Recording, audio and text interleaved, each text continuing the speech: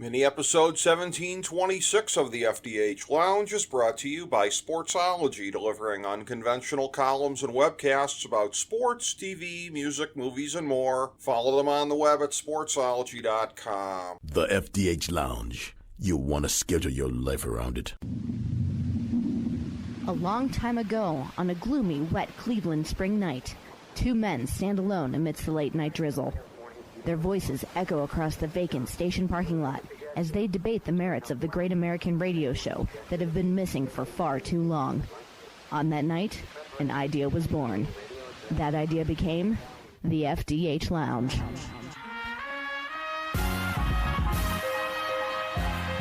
Welcome to the FDH Lounge. Hello, everyone. Welcome to FDH Lounge mini episode 1726. This is FDH Managing Partner Rick Morris coming at you today with one of our favorite FDH Lounge dignitaries, FDH Hoops analyst Ben Chu, and we are here for a little bit of pre-action, if you will, to the NBA's new TV deal. We know a couple of the components in it.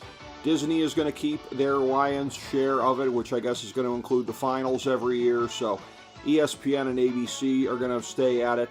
Amazon now has a piece of it. We're going to talk about that. And then the last one, it looks like the leader in the clubhouse, the strong leader right now, is NBC. It looks like Comcast. They came in with a very, very strong bid.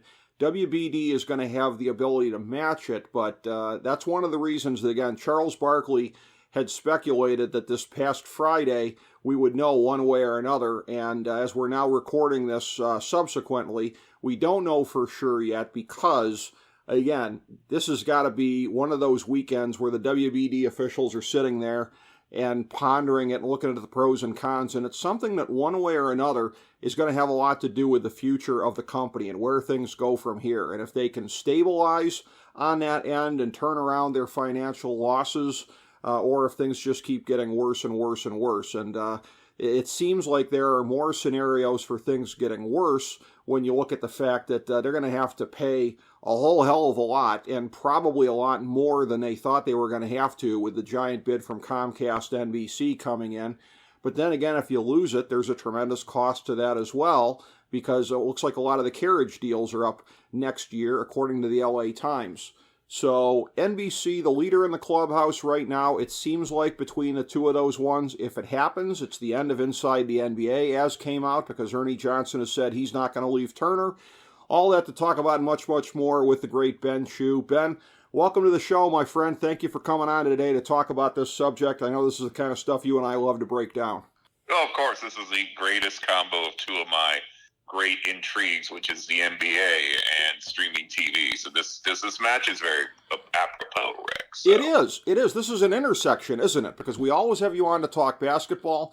We've been doing this mini-series on the show about the streaming business the last couple of years because you and I are real nerds about the streaming business and where that's going and the economics of it and the content. And here we are. This is right at the intersection of two of our favorite subjects to talk about, quite frankly, on air or off air. And as we're looking at this whole thing here, the way that it's going to shake out, I think, again, clearly whichever way it goes is going to have a lot to do with how Amazon is going to staff what they're going to do, because if WBD stays in the mix, you got to think they keep just about everybody there, all things being equal, as far as going forward and some of the guys that they have. There could be a couple maybe that Amazon might be looking to lure away, but all things being equal, I think it would be a lot of stability going forward if that were the case. Otherwise, you're looking at Amazon having to put together their new team, broadcast and studio, and then you're also looking at NBC doing this as well. And NBC, of course, again, they have a large in-house staff to be able to do at least the studio end of things here. You can see where, at least as far as getting various hosts, obviously Maria Taylor would be probably at the top of the list given her experience in this regard, but maybe Tirico back on doing NBA games. There's any number of ways you can look at this as far as whichever way this goes between the different sides of it with NBC and with Warner Brothers Discovery and how it's going to shake out for Amazon. Because Amazon right now, you got to think they got a plan A and a plan B, because they can just raid the piss out of Turner, basically, if they end up not getting it. Everyone except Ernie Johnson, of course. Right, and I think the biggest, I like to use the analogy, Rick, too. It's always good to focus in on what is a known versus what is an unknown. And we know that Amazon right now is going to be getting at least what is believed right now, based on the reporting done by John Harland and some other media types and by Variety as well, is that we're looking at a situation where Amazon is probably getting the C package of games. Okay. So they're going to be getting, I would say, a split of games that would have gone to either Turner or ESPN.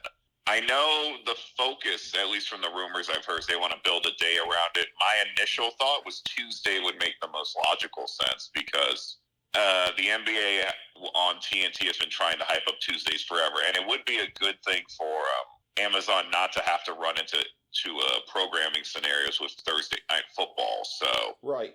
That would be my initial instinct for Amazon, but I also know there's also a distinct scenario that if they just want to take on the scenario, we want the C package of games and we want the later season games, then I can see a scenario that after Thursday night football starts to peter out, very similar to how the ABC, the primetime NBA games on ABC come on during like the late winter, early spring timeline. Right.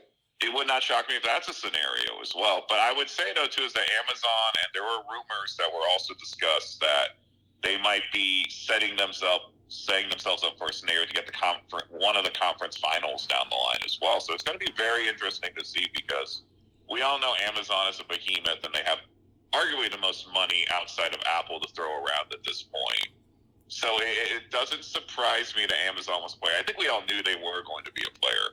I just really think most of us thought it may be a little bit less than what they could be getting at the end of the day. Yeah, and when you're looking at it with Amazon, that's where you got to think they'd be holding out to at least get some conference finals somewhere in the course of the package, because we've seen this with the NFL. I think it's very comparable in terms of if you're really trying to leverage somebody into subscribing to a service.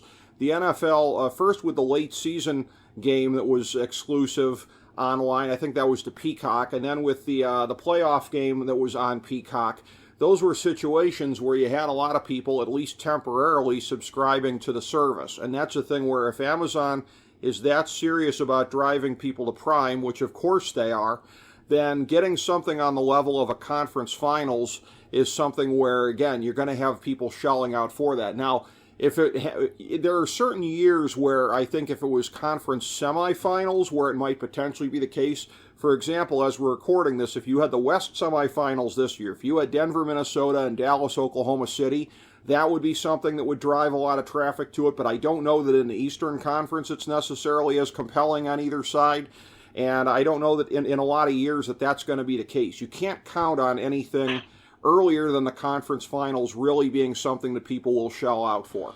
Right, and honestly, though, the analogy I would make is I don't really think the rounds of playoff games do matter for these entities, but I also kind of feel like, too, that there's a little bit of a sunk cost, because I feel like if you're a sports fan, specifically an NBA fan, on some level you're going to be shelling out money to watch these games at some point. Yes. So it's going to be a literal question to where how Amazon can create their own sort of strategy with the NBA, because the NFL is one huge sports behemoth in the United States, but the NBA is a completely different sort of scenario, and they are one of the very few entities right now trying to, popularize, alternate feeds and trying to improve upon analytics storytelling that they do with the NFL with their all 22 stuff and their AWS extra stuff. So Amazon is very uniquely positioned here, and if there is a scenario where, let's say, WBD falls down, then they are very primed to snatch up most of the TNT crew if that does come to fruition at some point. Yeah, it'll be everybody but EJ, and let's talk about that for a segment here for a second. Past lounge guest Ernie Johnson, by the way. But this is something that I find to be very fascinating because, again, you've got March Madness, I think, until 2026, so you've got that being a year longer than the NBA contract. But moving forward, you and I have talked about this before, at the very least off air, if not on air, it's almost impossible to see the current thing going forward, the partnership between Paramount and WBD in terms of carrying March Madness because of the new deal where WBD is going to be partnering up for the sports-based service with Disney. So it's hard to see entities from the different ones getting into bed together. Then again, it was hard enough to see ESPN and WBD getting into bed together, and it happened anyways. But so Ernie would be there for a year left of March Madness. That's not a whole long stretch, but in terms of the season, but he would be there for that. He would be there for baseball and anything that he would be doing with that. It's hard to see him elbowing his way into doing a little bit of, I guess, playoff hockey in terms of studio stuff there. It's possible. I mean, if you've got Ernie Johnson and you want to make the most of him, then you could possibly, come playoff time when you're rotating your studio shows, move him into one of them. There's also the other thing, too, if we're talking with hockey. I remember back in the early 2000s, Al Michaels on ABC served as sort of the host of it. And I don't know that he was really doing much pregame stuff aside from he'd be the guy that would bring it into the telecast. I think he threw it to the pregame folks, if I'm remembering correctly, and then maybe to the main broadcast. So having Ernie in kind of an MC role, maybe for the Stanley Cup Finals or something like that, I guess. But I'm really struggling to think here, unless it's just a thing where Ernie's figuring, hey, I'm at this age, the baseball thing, it's not that much of a commitment for me, and that's about all that's, that I would want to do if I don't have the NBA. It's hard to really get inside his head to know what the motivation is, because I've just outlined all of it, and there's not a whole lot that's going to be left for him to do there, unless they do end up retaining March Madness. He may know something that we don't know, because you got to think the WBD brass probably confide in him to some degree if he's ready to make a commitment to stick around there. Maybe they're going to come in with a strong bid with ESPN for March Madness, but then again, you look at the amount of money Disney's been throwing around, and it's hard to see them adding it to the mix. So the whole thing with Ernie is going to be very, very interesting. It would seem to me, like I said, my guess after all the scenarios that I just listed there is that he probably just does a little bit of light baseball stuff, and that's it, but who knows? My theory also, too, Rick, is it would not shock me that after this rights deal gets let, that Ernie might just retire overall. Well, maybe. It wouldn't shock me. Maybe. He's been with Turner arguably since the early 1980s. So. Yes.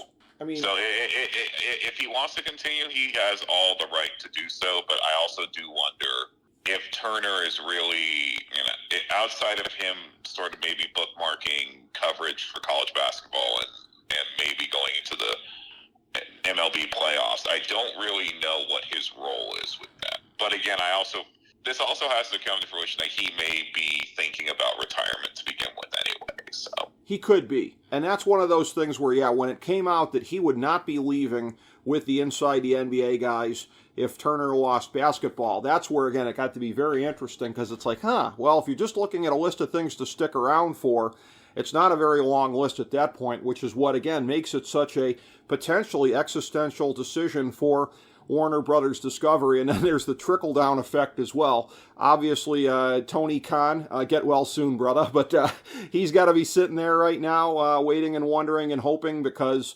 again, Warner Brothers Discovery is either going to have more money to throw his way or potentially less money to throw his way as the AEW contract comes up at the end of 2024. And this is a thing where, and I've seen this on social media in the last day or so, and I'm sure you have as well, that this marks the end of this long kind of window of all of the big contracts being up. The NFL is the biggest one out there, and I would think we would agree the second tier probably consists of, in whatever order, the NBA, the SEC, and the Big Ten. Those are probably the next biggest ones. Those are all settled for the long term. Even the ACC, very controversially, is settled through 2036 if it remains intact. But, the Big 12, and again, it's hard to put anything else kind of on that tier. NASCAR, I believe, is settled for a good period of time here. And when you're getting down to the NHL and MLB, those aren't up for a serious period of time. But those are not on the same tier that we're talking about. I really think it's down to the big two conferences in college football / basketball and the NBA. So this is one of these things where the stakes could not be higher in terms of you don't want to be on the outside looking in. If you're somebody like CBS, you're looking at it like, well, at least we've got the NFL. They're in there. They have a big share of the biggest one of them all. But again, this is a big thing for NBC because they've got the NFL. But as far as, good-sized properties outside of that, they have added a piece of the Big Ten to the mix. They still have Notre Dame football. It's a chance for Notre Dame / Peacock to get even bigger. But it's a thing where in terms of who needs it more, you have to think Warner Brothers Discovery needs it more. But then again, it comes down to, they might have to go get a loan from somebody or an infusion of capital or something like that because their stock price has been going down. And it's a thing where they might have to do this. They might have to make this deal to survive at the very least, because you and I were joking about this previously, that Disney might give them the whole, what would you say you do here as far as the whole, streaming platform they're going to have coming up, because what would Warner Brothers Discovery bring to the mix sports-wise without their share of the NBA? So this is really a thing where I would not want to be in the shoes of David Zaslav and those guys, because it's a thing where it doesn't seem like, no matter how rich the price is, that you can fail to pay it, but easy for us to say, and hard enough for them to say, and they're the guys with presumably some access to the capital to get it done. Right, and arguably the toughest thing about this entire situation for Warner Brothers is that if they do lose the NBA, they've been very hyper-focusing rebranding True TV with TNT Sports coverage. Yes. And their Bleacher Report add-on to Max. It's going to hurt those, in my opinion, enough that you are not going to be able to charge those carriage prices for the channel, or, in my opinion, for Max at the current payment rate, because if you're getting 3 major professional sports, it's a lot different. I would use the scenario, Rick. It's a lot easier to justify paying $14.99 to get 3 major sports than to pay $14.99 to get 2 major sports. Yeah. So it's going to be interesting. My initial gut instinct is that with what Zanev has done so far is that he has pretty much tried to cut the fat and got rid of as much, free, as tried to bring down Warner Brothers debt as high as humanly possible. So the theory, I would say, is that this goes against what he's trying to do, which is trying to make them profitable. Right. But the argument is that the profitability of Turner Sports does also come into question, because let's say hypothetically ESPN and CBS decide to use all that money to buy up the NCAA tournament for college basketball. Mm-hmm. Then they're going to be left with just essentially USA Soccer, MLB, and the NHL. And that's a somewhat attractive package, but I don't honestly believe it's a package that really matters to a sizable amount of sports fans. I mean, I'll go so far as to say this. If they don't keep the NBA package, I think we're going to be saying in a couple of years, hey, you remember that thing that was supposed to be Max Sports? Because I don't see how they could try and pull off Max Sports with a straight face if they don't have the NBA in there. Am I right? Right. Okay. And I think you are. Okay. I think the real thing is that they can, but then it's going to come off as a very minimal amount of things, because essentially you're just going down to very, I would say, regional heavy sports. I hate to say it because as someone who grew up watching the Major League Baseball and the NHL and even college basketball to a way too, because it's not college football. Sure. It's all regional. It's stuff that people care about when their specific region is in it. Yes.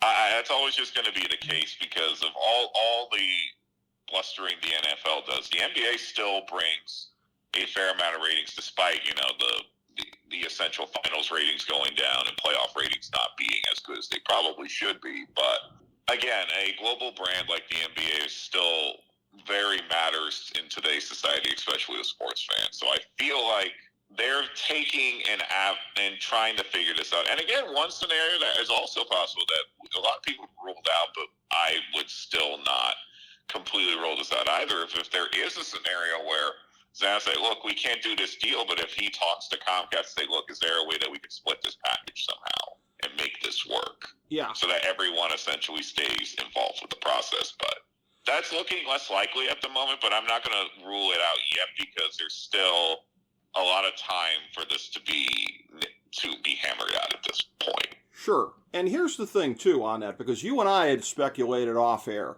maybe a week or 10 days ago. We had both said, when you're looking at this here, it seems like, and particularly, again, for Adam Silver's stated goal to make this more like the NFL, where you're spreading it around among multiple entities, that going to 4 instead of 3, that you could see that being the case, because then you're getting more money from more of the different players in here. You're seeing the biggest economic factor of the 2020s, shrinkflation, coming into play. So ESPN is going to be paying more for less games than they're getting. WBD, if they get back in, they'll be paying more, but for less games than they were getting, because they're slicing the pie more ways. And in terms of going 4 ways instead of 3, that makes a lot of sense. But this is a deal where, in terms of the size of the NBC offering, apparently, the number of billions that they're prepared to put into this thing, this looks like a deal where, again, they're figuring we're either going to get this, or maybe we can make Warner Brothers Discovery choke to death on this, because the kind of offer that Comcast NBC made, like, I don't see them necessarily wanting to do this. I see this as a chance where they think they can, if not necessarily finish off a competitor, at least gravely wound them, maybe break up the whole bundle thing that they were going to be doing on a streaming platform with Disney. So the strength with which and the aggressiveness with which Comcast came into this thing makes me doubt my initial sense that, yes, there could be a 4-way deal. I still think it could happen, but it would take a lot of negotiating in a back room amidst the various parties, I would think. Right. And at this point, I would make the argument that NBC is also trying to supplement Peacock at this point. So I completely understand what NBC is attempting to do here. It makes a lot of sense, because it adds on to their existing, Peacock. As we all know, people who have paid attention to streaming service, Peacock has sort of started to bleed in terms of the capital, in terms of their shows. Yes. So maybe similar to what Amazon Prime is doing with the NBA, they're thinking similarly to where, hey, we should use this money instead to buy up live sports rights, so that then, worst case scenario, we don't have to spend as much money on original programming. Yes. That's what it seems to be coming down to as well, because we've been seeing this, and I've marveled to you just at the amount of regular season college basketball that we've seen on the networks. I think Fox would do it sometimes on a Saturday night, and it's one of those things where, and again, I haven't really seen what the ratings were for these things, but they must not be really taking a big hit, the fact that they continue to do that. It continues to expand in terms of primetime games on networks. It's certainly not an every night kind of a deal, but that would have been really unheard of not too many years ago, because, again, college basketball is kind of notorious for the fact that the public at large doesn't really care until March Madness starts. So just seeing those games on primetime network TV, no matter how rare it is still something that kind of makes my eyes bug out, because we haven't really seen it in the past. And that's what I'm thinking. The pandemic, again, it really shook everything up in terms of when they were putting, game shows and things like that into prime time. I think they found out that they were able to put on things in prime time that were cheaper, and it may not draw the same number as what original programming, scripted dramas, scripted sitcoms, whatever, would do, but you're still coming out ahead, I guess, according to their calculations. Even if you're drawing a lower number, it is with programming that's substantially cheaper than what might normally be in that spot. Right, and something we've talked about in these streaming episodic series we've been doing is that TV companies have realized now that cable TV is slowly dying, and it's better to have a cheaper product that still gets ratings than having to overpay for the next big thing. Right. And it feels like to me that right now, I feel like streaming services are using that same logic as well, because let's be honest, in terms of just streaming television, we all have our favorites, and we all have our favorite shows on streaming. So at the end of the day, I think we're just seeing, I wouldn't really call it a shrinkflation of streaming TV, but what we're seeing now is that with so many entities and with so much potential for content, everyone is either having to subscribe to a bunch of services for the sake of it, or someone is just so diehard to one service that they're not going to pay for the others. So essentially, I feel like what these corporations, including Netflix and Disney and Apple, are realizing that at this point, it's better to be focused on the demographics that you can find and get people to enjoy subscribing to your service more than it is trying for subscriber acquisitions. As we saw too recently in the market when Netflix reported their last quarter, that they are moving away from the subscriber numbers in terms of reporting. So I feel like the major thing now is that it's more about just cost efficiency. And with Disney's earnings coming up on Tuesday, there's discussion that CEO Bob Iger is almost on their way to profitability with Disney Plus. So based on the streaming market, I think what a lot of these companies are learning now is that it's very similar to the cable TV market now. It's like, you can have your marquee shows, but you don't need to spend all this money on trying to create the marquee shows. That's right. And that's where the NBA comes into this in terms of the ability to put a broadcast on during the week. And that's been one of the thoughts, is that if NBC steps in here, that they maybe get like a Tuesday night primetime game or something like that, which, again, that would be a real novelty with the NBC getting a primetime network TV game. But it is a sign that kind of shows where we've come in terms of over a period of time, in terms of A, the popularity of the NBA, and then B, what networks are willing to put on in prime time. And again, the fact that they seem to be veering away from, as much as humanly possible, the scripted dramas and the scripted sitcoms that are going to cost them a lot more money. So it potentially fits into that. It fits into it for Peacock. Potentially it might for USA, which interestingly enough had some games back in the 80s pre-Comcast, but I wouldn't see necessarily NBC making that a priority. If they still had NBCSN, potentially you'd see some games there, and USA Network has become that sort of spillover that NBCSN used to be, but I wouldn't think they would prioritize getting any games on USA. They could, maybe a game here and there, or maybe a little bit of spill-off coverage during the playoffs. But my guess is, yes, you'd be seeing some Peacock exclusive games here. And that's where it would get to be very interesting, is how much of the playoffs the NBA would be comfortable having being streaming exclusive. Clearly with Amazon, there's going to be some of it, and it could, as we've said, potentially even reach the conference finals level at least some years. It'd be very interesting to see how many games might be exclusive to Peacock during that, and again, at what point the public squeals about that.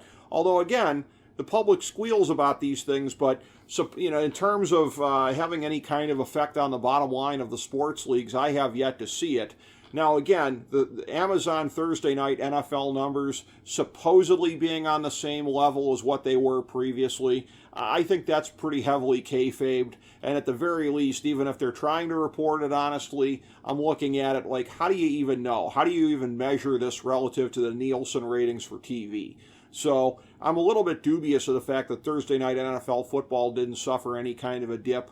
But again, even if they did suffer a dip, it's not like the NFL is losing any money over public dissatisfaction over having to pay more entities to be able to see all of these things here. So it'd be interesting to see if the NBA got squeamish in that regards about too much of it going to streaming, and my guess is they would not be squeamish. Right, and I think the big question, too, for the NBA at this point is that I think Silver is probably the most progressive of all the current Big Four commissioners, and it strikes me that he would be someone that would like to have some more exclusive games on these streaming platforms, because at this point, the NBA's regular season is so long. We've had these discussions year after year that a lot of people are tuning out because of just the amount of games that are on and the amount of other content that is out there for anyone to watch at any period of time. But it would not shock me that Silver wants to have those games on, very similar to how ESPN Plus and Hulu have been, once they acquired the NHL, were really pushing some Hulu exclusive content as well. Hulu exclusive games in that timeline. Yes. So it would not shock me if that is a very similar plan. That's where, but again, too, Rick, I think basketball fans are kind of more, I think perceptionally to most people, more of a tech-savvier group of people. They usually tend to be younger more than older, so I don't think it really will be any impact. And with the NBA still going to put the finals on ABC and Disney, I don't really see any major change coming anytime soon. Yeah, and isn't it interesting that it's apparently been locked in that Disney is going to keep the NBA finals no matter what? Because again, if you've got NBC in the mix, they're bidding for a package that, and now again, that would be the B package, and I guess similar to the TNT one here, but the fact that Disney is not going to have to get into any kind of a rotation for the NBA Finals, even if NBC is one of the other partners on the NBA package, that's very interesting that they lock down the exclusivity on that, which is, of course, obviously, the most important piece of the entire puzzle.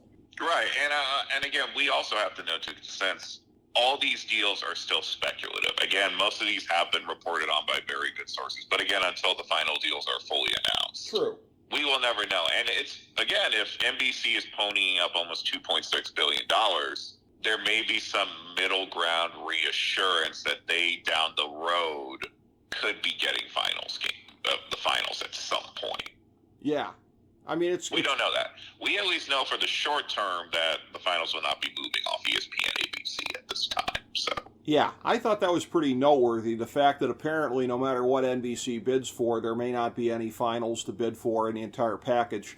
And when you're looking at all different aspects of this deal here, and again, it does seem like at this point in time we know what the final parameters of it are going to be financially. Now again, if they do the unexpected and carve the last package into two pieces between NBC and Warner Brothers Discovery, then it probably ends up coming to a little bit more than what we're thinking it's going to be right now, but it's going to be a substantial increase over what the last rights were. And one of the things that's interesting to me is when you're looking at public figures and when you're looking at their legacy, Adam Silver, who's now been commissioner of the league, I think at least 10 years now, this may be the last TV deal that he ends up negotiating. And by the way, if the TV market and streaming and everything like that takes a downturn in the years to come, I think it will be the last one he negotiates because he's going to want to go out on top. If you're Adam Silver and you lock in a long-term deal like this, he might be sitting here saying, hey, I'm a young enough guy, I'd like to be commissioner another 15, 20 years.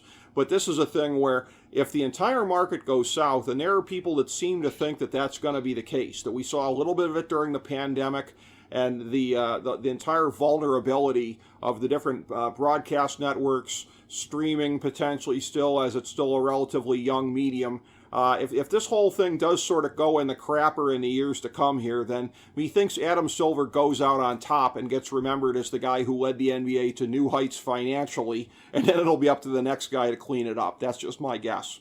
Right, and I think overall too, we want one other big piece of this that is going to be also added on top of that is expansion in the league, which is probably coming in the next year or two. That's right. That's also a big part of this, too, because if you're entering two teams, which are probably at this point 90%, based on my sources, say it'll be Vegas and Seattle, two very heavy money cities. Yeah.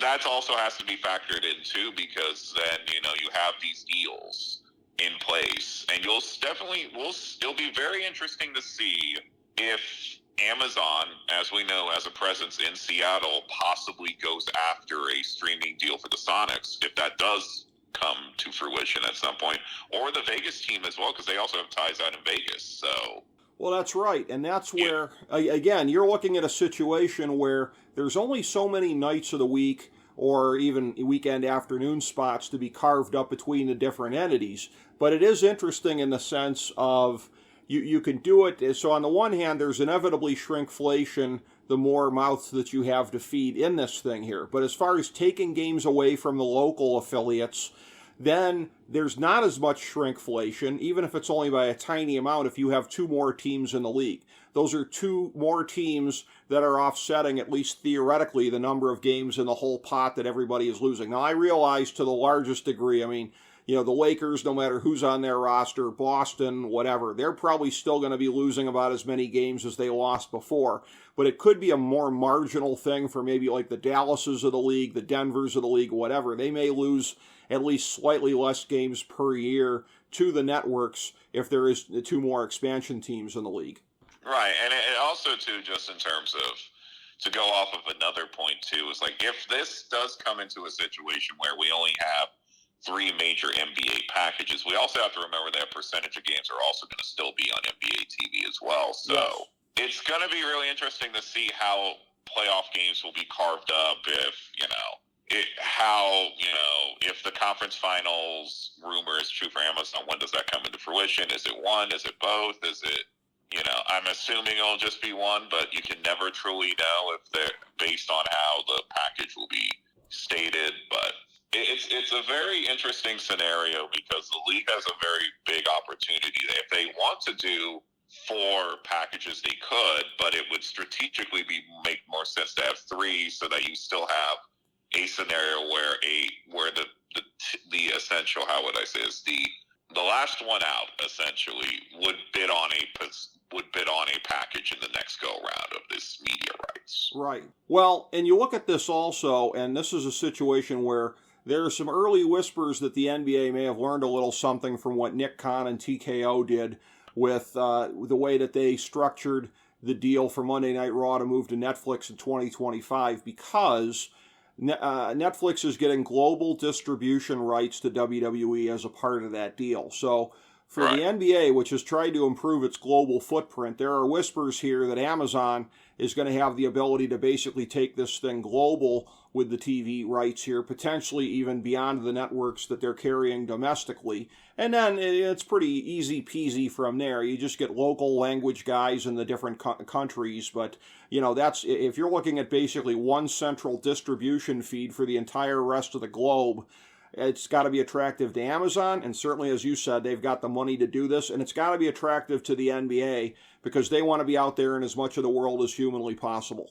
Right, and it's this again. We live in the United States, and the NFL is king no matter what at this period of time. But the NBA is still the biggest global sport outside of the Premier League. So yeah, that's all we have to know. It's like this is a legitimate league of note around the world, and as part of this deal, the Amazon is going to provide an outlet. And I know they have specific deals too in other places like in Canada to show games and other parts of South America, exclusivity rights to the packages. So it's going to be very interesting to see how they start to frame this and how the league creates it. And the question, I think, is a fair one because we tend to talk about these things, Rick, in terms of a micro level because we're such big basketball fans and basketball nuts at this case. But we also have to look about the scenario of a lot of people who are just cursory to the NBA.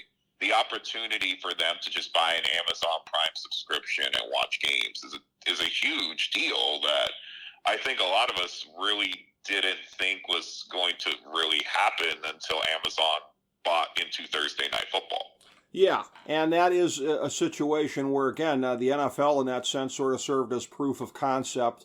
And again, it's all very much integrated thing. There will probably never be anything more fully integrated unless Amazon gets the rights to maybe a companion Black Friday NBA game than the Black Friday NFL game last year. It was one of those things where, again, instead of getting folks out schlepping in the malls and the brick and mortar places there, get them home, watching the game on there. Oh, hey, we got some deals for you as long as you're watching the game here. So that's what makes them completely unique in all of this kind of stuff. I mean, it's a thing where, to a certain extent, some of the other entities out there, some of the other streaming entities, they're closely tied in with maybe whatever the parent product might be.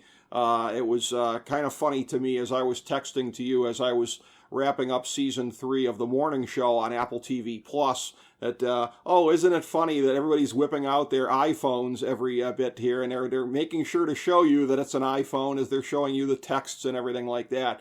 But that's nothing compared to Amazon with Prime. I mean, the integration that their broadcast end has with the e-commerce and everything else like that, nobody else in the world has that kind of deep integration into it. And that's a thing where maybe the NBA is looking at that for global merchandising as well. Maybe a way to be able to sell more jerseys in the farthest reaches of the world if they're tied in with Amazon and all these different countries. So there are so many things that go so far beyond the sports end of this thing and even the sports business end of this thing, just I think business in the larger sense, that is making this thing a deal between the NBA and the Amazon coming to pass. And I think the big thing is that we know the league wants to be global and continue that. And Amazon Prime, while there are areas of the world where you can't get it yet, it's one of the biggest sort of entities out there. And we all know, like, again, I don't have the Prime numbers in America off the top of my head, but people tend to forget that this is the second most popular streaming service just based on subscribers alone. Sure. So we have to be brutally honest when we come to the point that the second biggest subscription service now has two of the most popular sports in America. And it's going to continue to push into some of their other entities in terms of how they're going to arrange things. And again, essentially, I feel like Amazon is one of those companies, it's a love-hate relationship with a lot of people. But the one thing that you can love about them is the ease of affordability and just the speed that they provide in terms of their package delivery at this time. So on top of that, if you now have an opportunity to be like, to the average person, you need to get Prime Video because you're going to miss the NFL and the NBA games that you want to see, then, well, there's nothing in advertising that is better than saying, hey, you're going to miss out on this. You better buy it. Well, yeah, and that's where, and I've had people say to me, because that's one of the few streaming services that I don't presently have, like, hey, Rick, you do buy stuff, do you not? So at least you can get free shipping on it. Listen, that's going to become persuasive to me if they get enough things here. Now, again, we'll be interested to see if, free tip, by the way, for anybody listening to this here, Thursday Night Football, they don't go out of their way to tell you this, but the back door to watch it for free is you can always watch it on Twitch. It'll be interesting to see if they do the same thing with the NBA. I don't know if they will or they won't. But in terms of how many homes that it's in, that's one of those very interesting things, what you just said, Ben, because of the point I made just before that, in terms of the extreme integration between the retail end, the selling end, and the broadcast end. Because, for example, I'll take my brother's family. They have Prime. They get, like, it seems like almost everything they buy in life, it seems like, comes to them in Amazon boxes. So they want the free shipping. And I'm not saying they don't watch anything on it, but it's like, oh, hey, there's this thing on Prime, and hey, we got Prime, so I guess we'll watch this. As opposed to people who get Prime for the programming. And that would be a very, very interesting customer survey breakdown, would it not? In terms of, like, why do you have it? Like, rank the top 1 or 2 or 3 reasons you have it. I'd love to see how many people have programming as the number 1 reason that they have Prime. I don't think it's a majority. It might be the second biggest reason for having Prime, but that would be fascinating, Ben. I don't know if there have been surveys like this out there, but I'd love to see the results of such a survey.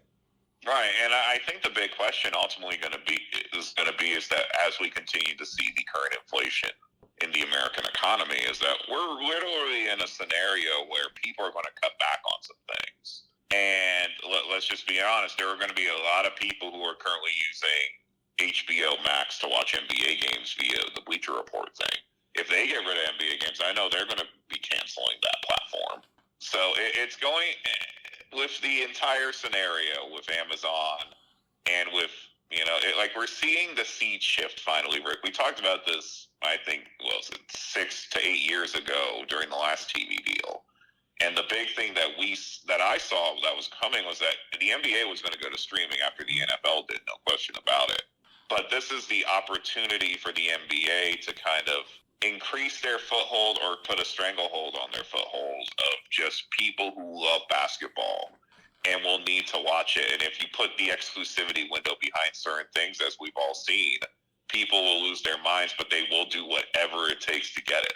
Well, I think you raise an interesting point, and that's a great way to kind of bring this full circle here on the choices that the networks are having in this thing. And again, it looks like the remaining kind of choices down to WBD as far as whether they're going to match what Comcast NBC put out there. Comcast NBC, as I speculated before, may have seen this as a little bit of a kill shot on WBD because either way they go, they're going to have a lot of problems. They risk being very much overextended if they retain the NBA, and they risk looking irrelevant to wide swaths of the audience, the advertisers, etc., if they don't have it. So you have that. But as far as the degree to which networks are factoring in inflation and the way that customers are going to be looking at things in the years to come here, I think you're absolutely right, because I think there's a culling that is coming here. And I think the number of streaming services that are out there, I think we are moving towards a real survival of the fittest kind of a deal here. So it's one of these things where, and again, it's the existential question that Warner Brothers Discovery faces as they're looking at whether or not they're going to match the offer here. is that, like, can you afford not to have it? Because if you try to limp along without it, you may not be able to limp along without it. And that's a thing where if you have it, if you get overextended, then, hey, look, you can always maybe go to sell to somebody else. You can always get some more investors, whatever. But in terms of customers making choices here, you got to think, I mean, Max is really going to suffer if they don't have it. I mean, it's one of those things where you're absolutely right. Consumers are going to force there to be a sort of culling of the herd in the next couple of years here. So that factors into this as well. And they're trying to read the future, and it's just as imperfect and as difficult for them to do it as it is for me and you. Right, and I would make another point that I think is a very fair one, too, is that while David Zanuff went on publicly 2 months ago saying that the Turner didn't need the NBA, it does make a very distinct point of, like, they really technically do not need it to survive, but the big thing is that with inflation and people thinking more about their money more than ever, I think there's a fair amount of people that will legitimately consider, well, why do I need Max then outside of HBO content then if they don't have the NBA anymore? So it's a tough situation because on one hand you want to save that money and you want to be lean and mean and improve the business as its current state, Rick. But Yeah. at the same issue they run into is that it's all these deals that they currently have in terms of, the deal with Fox and ESPN, that's probably not going to come to fruition if that happens. It's already facing a lot of heat in Congress, so that's not already a good thing. And then it's not great for their Bleacher Report add-on because you're really going to have to defend to people spending $15 why they need this at this point. I would agree with that, and that's one of those things where, and again, you and I could certainly be very persuasive to a lot of people about why do you want Max, because we have been before. I mean, it's got more yummy shows on there from the HBO catalog, Max exclusive, other things on there. By the way, as we've mentioned before, which they do a piss poor job of letting people know, it's got the entire Turner Classic Movies catalog, et cetera, et cetera. So there's a lot of great stuff on Max far beyond sports. But again, the fact that it's yoked to this entire platform with the cable channels and everything like that, the viability of TNT as a top-level cable channel at this point here, and the viability of Turner Sports as a whole really does kind of hang in the balance here. Again, if they can hang on to March Madness, then maybe not so much, but I mean, it's still going to be a massive, massive hit to them not to have this. So it's a big discussion that I'm sure they're having internally, and again, it's a very tortured kind of a thing here too, because it doesn't seem like they necessarily have a winning option here. You're just choosing the lesser of two evils. My guess is the lesser of two evils at this point is you keep the NBA and you figure out how you're going to pay for it later on, because at the very least you're going to be an entity worth purchasing or somebody wanting to put money into your whole thing in the first place here. And again, they're having financial problems, and that's the thing where, again, it could be a continued downward spiral without the NBA as a lure for anybody else to take you on business-wise. So you'd have to think at the end of the day that they decide that they have to find a way to do it. But the fact that, again, in the last couple of days, the way that everybody seems to be reporting it as a fait accompli for Comcast NBC, I kind of understand where that's coming from, because it would be such a huge leap of faith. Again, they've said previously at Warner Media Discovery, that it is as you said, not a must-have for the NBA. But I think you knew at the time, I think I knew, they were bluffing. But they're now at the point in time where they have to face, are we bluffing now still, or are we not? Because, again, everything hangs in the balance. No pressure, guys. No pressure, but everything hangs in the balance.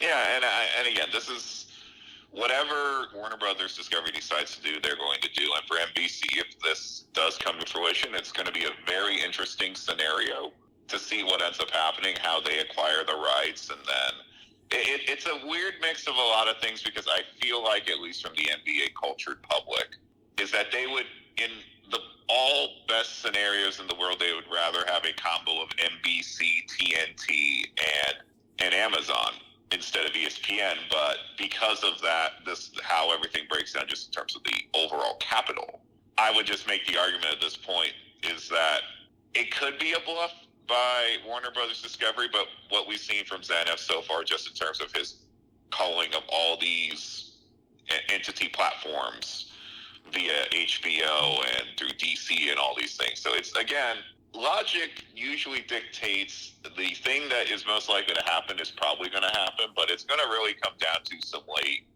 It's probably going to come down to the 11th hour, and it's going to be very interesting to see, like, there's going to definitely be a book written about this at some point, so I can't wait to read it. It is going to be absolutely amazing, and it's funny to think about if Disney had gotten squeezed out. Now, again, there's no way they were going to let that happen, but if they had gotten squeezed out, you look at the way that they've operated with the mob-like treatment previously, the way they treated the NHL when they didn't have them and everything like that. It'd be real funny to see them try that crap with the NBA, wouldn't it? Like, we're not going to start talking NBA until 40 minutes into Sports Center. It'd be real funny to see them try that, Ben, wouldn't it?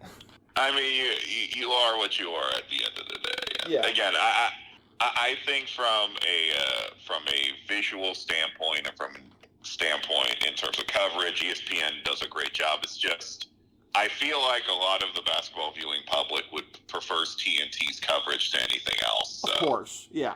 It's going to be an interesting thing, and it's going to be interesting too because, Inside the NBA has been discussed as one of the greatest sports shows of all time, and to see it end because Warner Brothers decided to be cheap is going to be a really sort of sad note at the end of that package. I mean, this is one of those things where, and I've seen this commented about on social media in recent days, I don't know that we've ever seen a greater example of the good Lord giveth, the good Lord taketh away, the end of Inside the NBA potentially, and the return of Round Ball Rock. Which, again, and I'm one of these fogies where, as great as Round Ball Rock is, I'm one of the old heads that will tell you that the CBS theme in the 80s was better. The one that we oftentimes use for this show, as a matter of fact. But I prefer that one. But Round Ball Rock was great and culturally such a huge thing. And people have been saying that NBC should bring back the 90s graphics and everything. And my guess is that they will. Because, again, nostalgia is a very powerful thing to tap into. And for as much 90s stuff as there's been in the culture in recent years, here's a chance for NBC to tap into that. But they got to make the deal first. And, again, we'll see. What makes the most sense, I continue to say it, is cut that thing not necessarily into halves. I mean, we're not necessarily talking King Solomon and the baby here, but if they could find a way to accommodate both parties, where they keep at least a little part of this. And the funny thing is that, like, if Turner was down to, like, one game a week and a sliver of the playoffs, they would at least, again, you're at least keeping Inside the NBA. You're keeping that cultural thing alive for a period of time here. So even if they were to take not necessarily 50% of the Comcast package here, but if they took like 20% of it or 30% of it here, I mean, that might be, again, if Adam Silver... to note too, Rick, I'm going to put this on the thing, is that before this, before the great reporting by John Orland, we initially thought that Amazon got the B package, not the C package. Yes, we did. So we were not sure about this. So if it is the B package, there is still some room to maneuver. Yes. If the NBA wants to split it right down the middle. And we both know that TNT has also struggled a little bit to do that split of Tuesday night and Thursday night games. Sure. So again, it would make logically the most sense to me. It's like, if you want the biggest deal of all time, if I'm Adam Silver, is if there's a way that you can bring both to the table and say, look, let's split this right down the middle.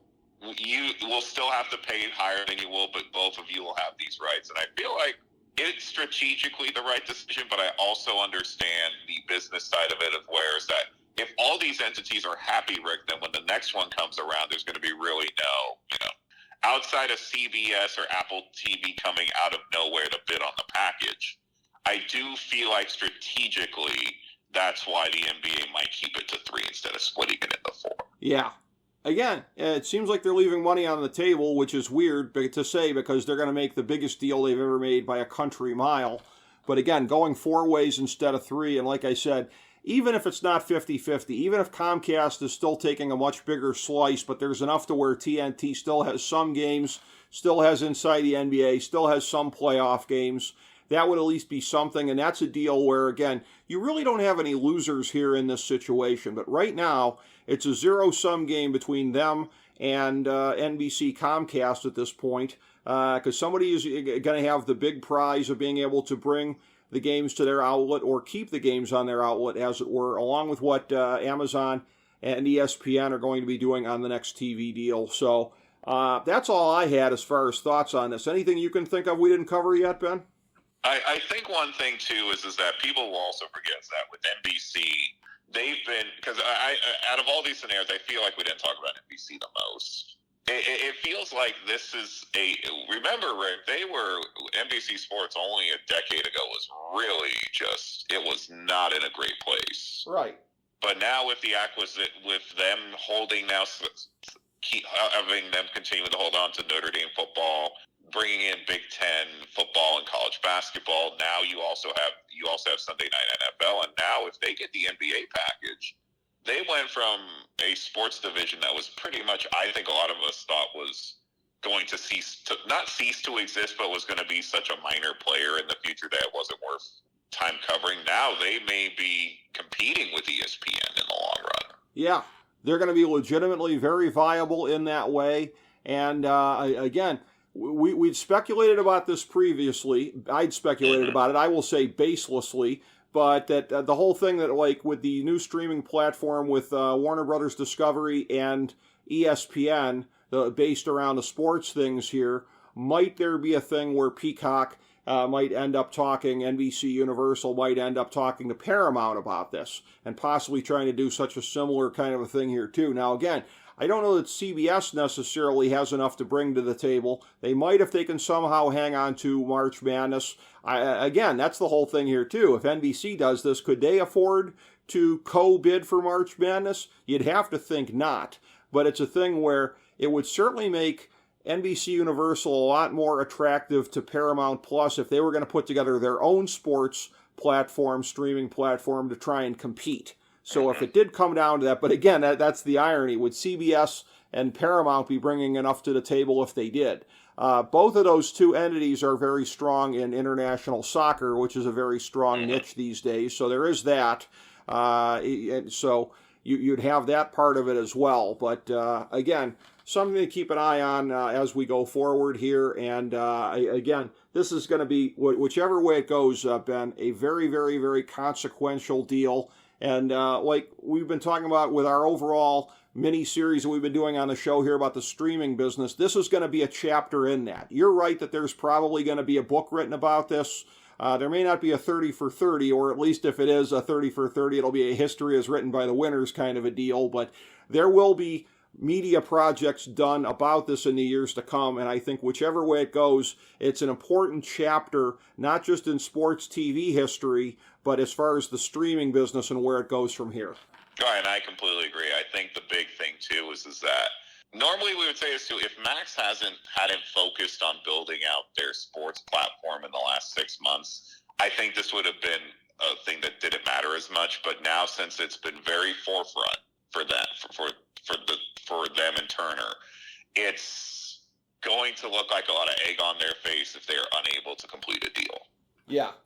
Again, what would Max Sports even amount to at that point? And that's a thing where, and I say that as a baseball guy and a hockey guy, but you got to be kidding me if you think that you're going to be big league by basically just carrying those, having those be the centerpiece.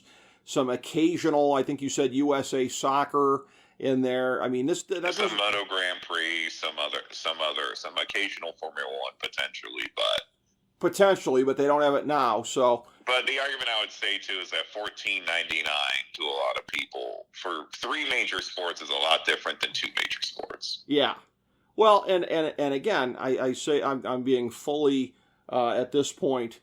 Fully rational on this and unbiased, but I mean, when you're talking major sports, neither MLB or the NHL these days is on par with the NBA, which is not really on par with the NFL.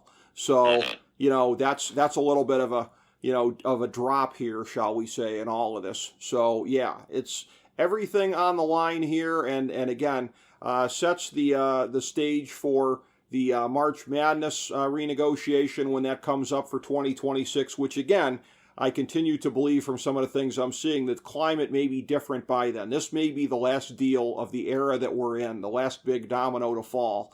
It may be, it may not be. Maybe things will still be somewhat kind of the same when the March Madness package comes up, but we'll have to see how it goes. But as always, whether it's basketball, whether it's streaming, whether it's any number of things, no better person to break it down with than the great Ben Chu. Ben, thank you a lot for being here today, buddy. Well, I appreciate it, Rick. Season 2 of MILF Manor debuting on HBO Max, only in maybe a day or two. Really? Okay, we may have to discuss MILF Manor Season 2, baby. All right, we may have to discuss that off here. Episode 1 already done. Episode 2 on deck. I'm not familiar with that, but you're making it sound like I should be. I look forward to discussing that off air. So thank you again, Ben, and thank you everybody for checking out FDH Lounge Mini episode 1726.